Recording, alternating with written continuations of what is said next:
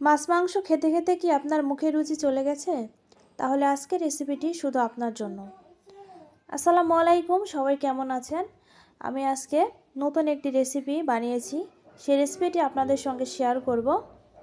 তো আপনারা দেখেই হয়তো বুঝে ফেলেছেন আমি আজকে কি রান্না করতে চলেছি। তাহলে চলুন বেশি কথা না বলে রেসিপিটি শুরু করি। তো প্রথমেই আমি এখানে একটা বাটি নিয়েছি, সেখানে দুমুঠ ডাল ভিজিয়ে সেগুলোকে সুন্দর করে ধুয়ে রেখে দিব। তারপরে এখানে আমি টমেটো, পেঁয়াজ কুচি, মরিচ কুচি নিয়েছি এবং এখানে কয়েকটা আলু কুচি করে নিয়েছি। তারপরে চুলাতে আমি প্যান বসিয়ে দিয়েছি, চুলাটা আমি কিন্তু জ্বালাইনি। তো এখানে একে একে ডাল দিয়ে দিলাম, টমেটোগুলো দিয়ে দিলাম, পেঁয়াজ কুচি এবং মরিচ কুচিগুলো এখানে আমি দিয়ে দিব। তারপরে আমি এখানে আলু কুচিগুলো দিয়ে দিব।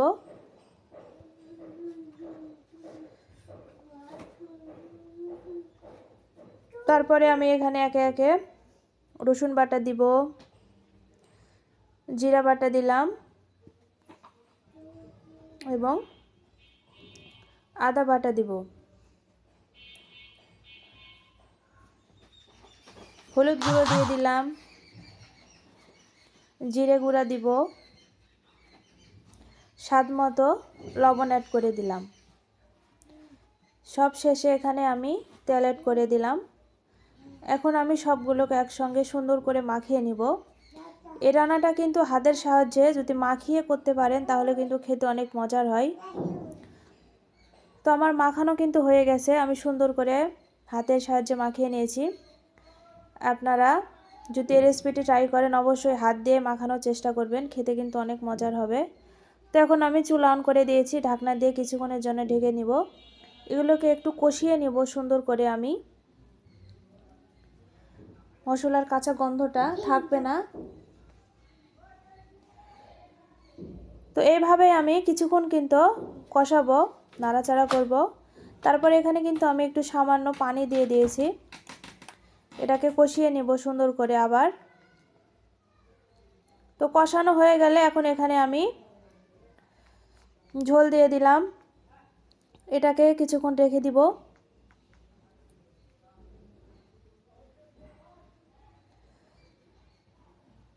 তো এটা যখন আমার হয়ে এসেছে, এখন এটাতে কিন্তু আমাকে এখন বাগার দিতে হবে। এজন্য আমি চুলাতে আরও একটি ফ্রাই প্যান বসিয়ে দিয়েছি, সেখানে পেঁয়াজ কুচি এবং কয়েকটা মরিচ নিয়েছি এবং এখানে কয়েকটা আমি জিরে দিব। তারপর এগুলোকে সুন্দর করে হালকা আঁচে ভেজে নিব। খুব একটা মচমচে করব না, একটু নরম নরমই করব।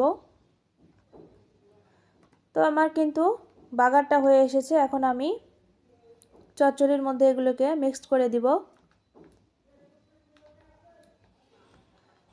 রান্নাটা কিন্তু দারুণ হয়েছিল, খেতে কিন্তু বেশ মজার হয়েছিল। এভাবে আপনারা ট্রাই করতে পারেন। তো বাগার আমার দেওয়া হয়ে গেলে এগুলোকে আমি একটু নাড়াচাড়া করে নিচ্ছি। নাড়াচাড়া করার পরে কিছুক্ষণ চুলাতে রেখে দিব। কিছুক্ষণ চুলাতে রাখার পরে নামিয়ে নিলে কিন্তু আমার রান্নাটা হয়ে যাবে। ডাল আলু চচ্চড়ি খেতে কিন্তু বেশ মজার।